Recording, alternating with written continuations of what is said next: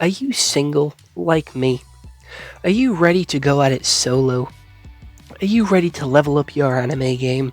If you couldn't tell by the thumbnail and title of this video, we're going to be taking a look at Solo Leveling Season 2, which has 12 episodes, all at roughly 20 minutes each, so you can easily watch it all in one day, in 4 hours, if you do want to, like I did, because I like to binge watch my anime all in one go, and I'm going to be honest, with the success of Season 1, I am very shocked that they did not up this anime to 24 episodes, because I do feel like the pacing of this anime was a little off, and some moments could have been a little bit better spread out, because this season felt like so much happened, but also so little at the same time. And it didn't have a good flow to it.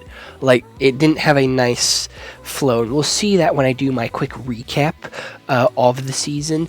But yeah, without any further delay, let's actually get into that recap. So the season pretty much starts off from where it left off, with a guy going into this portal, and he's teaching and mentoring this younger hunter that is still in school that wants to sort of go into hunting, and he is still believed to be an E rank.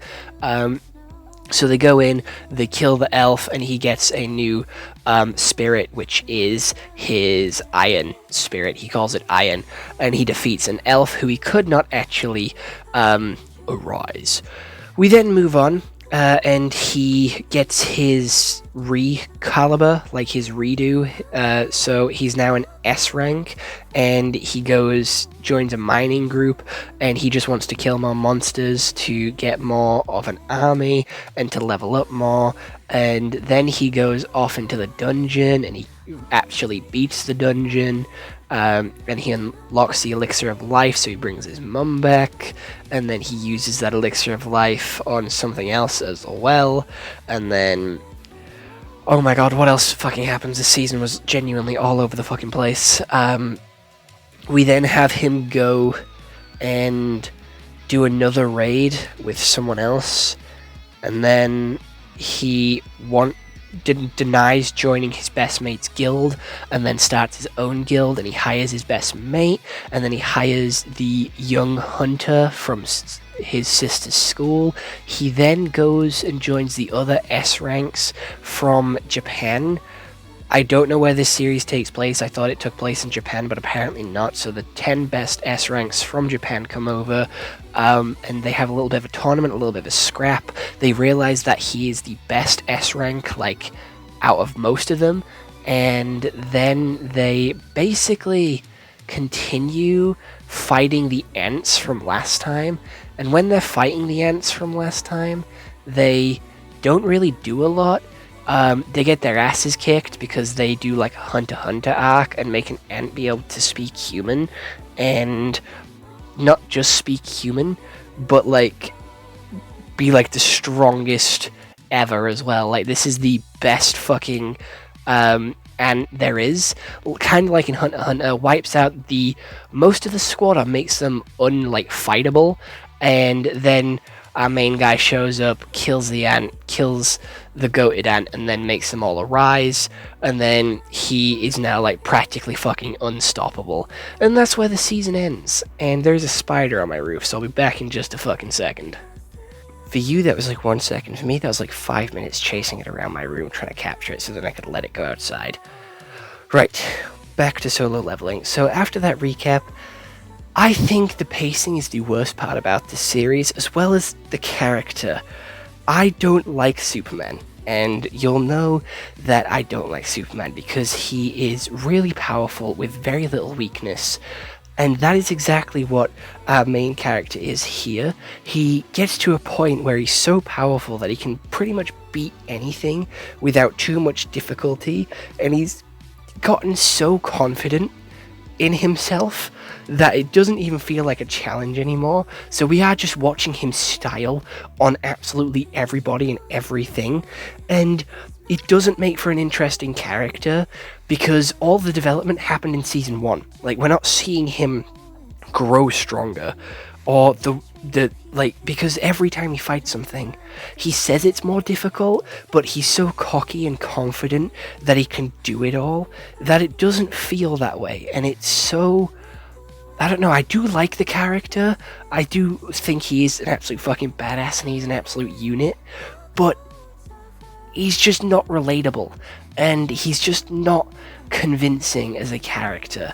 I do love his character because his abilities are insane and he is genuinely cool. Like, I do like his abilities and I do love him saying "Arise," and when he does fight it does look cool visually, but it's just not like a challenge for him. We don't see him have to overcome anything, and now that he's got the potion of like elixir to give to his mum, again, he's lost all motivation. Like, he doesn't need to do anything now. Like, he's already level 100, so he's like apparently max level, I'm pretty sure. So he's already the strongest, so he can't level up anymore, so he doesn't actually need to be a hunter. And he's got like this massive fucking army of bears, of elves, of knights, of fucking ants, and he has 3 big units on his side now of the king ant. He also has Igris, which is his like knight, and then he also has Iron, which is his hammer, his muscle. Like, he doesn't fucking need anything else. He can fucking solo anyone. He has so much mana, and they try and make mana like this thing which he can run out of, and they try and make it like a plot thing by saying, oh, I'm running out of mana, my mana's depleting really quickly, and we see the mana bar deplete like massively, but it never fully runs out until one battle, and it's like you're trying to make like plot drama because he's running out of mana, but he never actually runs out of mana. Like, they do one time because it's like relevant to the plot and makes the fight a little bit more tense, but the rest of the time they just mention that he's running low on mana.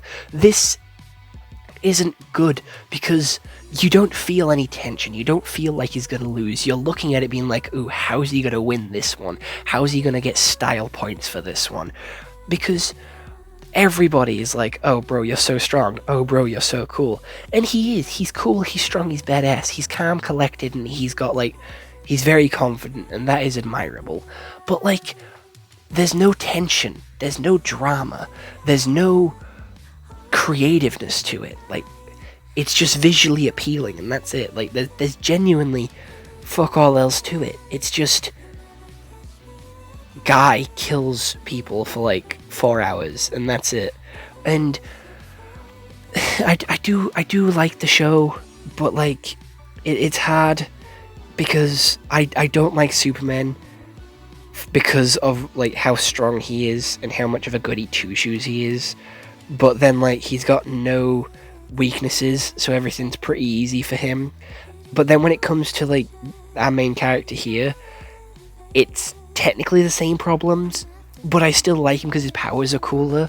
Like, I like his Arise, and I like his like guards and his like army because they look fucking cool and they look badass and they are badass. But it's like the same problem with Superman. He's so strong that it's like so hard to like connect to him and to like him. But I do like him because he's cool, and Superman isn't cool. I'm gonna be honest, Superman just isn't cool. Like, glorified Boy Scout, that's not cool. Like, he is still very selfish, and he does have human flaws of being, again, selfish, and to be fair, he has every right to be selfish. He's been overlooked like his entire life, and you know what? He has every right to be selfish, but still, the character isn't that great. Story, again, pacing is all over the place. They're constantly moving on to the next thing. I don't think like any story arc goes over like 2 episodes, or like story plot point goes over 2 episodes throughout all 12 episodes, except for the final ant bit, which is technically the bit that was built up throughout the entire series, but like none of the rest of it really goes over 2 episodes. It's like 2 episodes and it's done and it's moved on. And it introduces so many new characters, but doesn't have enough time to flesh them all out. It's what I'm saying with like the pacing issue. This series could have done from having like another 12 episodes, and it would have been so much better because we've had so much more time to like look into the other characters, like the other S ranks that we never get to talk to because they get fucking murked in the ant fight. So we get shown that they're really strong, but then they get instantly fucking murked by the ants. So it then shows the ants as really strong, but then they instantly get fucking murked by our main character. So it doesn't even fucking make them look that strong, or it's just our main character's that strong. And again, it has a really weird issue showing characters and how strong they are, and then them getting their ass whooped, but then the ass whooping gets instantly reverted as soon as our main character comes. It's like our main character just has no, like, weakness at all. And yes, he has been grinding and working his ass off, but it is literally season 2. I think it is too soon for him to be this god level like thing, because I have no idea where they can go in season 3. This ant storyline has been also working up over the past 2 seasons. It's now finished, and his mum's storyline where he's trying to get this elixir again also wrapped up. So I don't know where they can go with season 3. They are trying to like bring in like some more lore to like this game and to why the portals have shown up, but I'm not that interested, to be fair. And maybe these guys will be stronger than our main character because they are like people who made the game or are just in the game. So I don't fucking know. I am excited to see what comes next, but again, also I'm not, because it's still so boring and uninteresting, because there's just like nothing. There's fucking nothing to go off with this character. He's just fucking one-shotting it. Well, not one-shotting. And it's not like a jokey series like One Punch Man, where that's his entire shtick. He is just that powerful, and the fights are cool, but it feels like he's just dragging them out for the sake of it. So other than that, I genuinely can't give this series any more than a 7.